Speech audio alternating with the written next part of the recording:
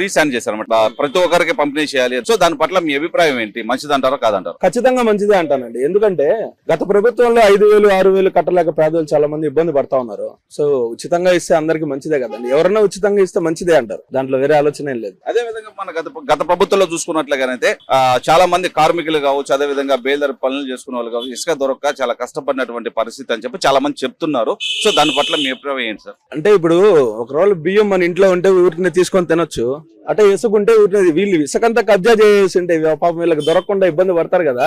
ఖచ్చితంగా అలాగే ఇబ్బంది పడ్డారు. లాస్ట్ టైం చాలా ఇబ్బంది పడ్డారు. చాలా మంది పేదోళ్ళు భోజనానికి కూడా లేకుండా చాలా ఇబ్బంది పడిన రోజులు ఉన్నాయి. ఇసుకోళ్ళు చెప్తా ఉంటారు కదా, ఈ ఎద్దులు బండలు వాళ్ళు ఇల్లు మన సైడ్ వెళ్తా ఉంటారు. ఇంటి సైడ్ ఎట్లుందంటే పాపం వాళ్ళు అంతా ఖాళీగా నడుచుకుంటా పోతా ఏమైందిరా అంటే ఇట్లా అసలు ఏందన్నా ఈ ప్రభుత్వం అనేసి గత ప్రభుత్వంలో బాగా అన్నారు వాళ్ళు. అది కూడా మా ముందే అన్నారు, చాలా మంది విన్నాను మేము. బాగా లాస్ట్ అగలేరు అందరూ. ఇంటికి కూడా భోజనానికి కూడా లేదని బాధపడిన రోజులు ఉన్నాయి వాళ్ళు. దానివల్ల ఎత్తుకుంటే ఇప్పుడు ఈ ప్రభుత్వం మంచి పనే చేసింది అంటారు.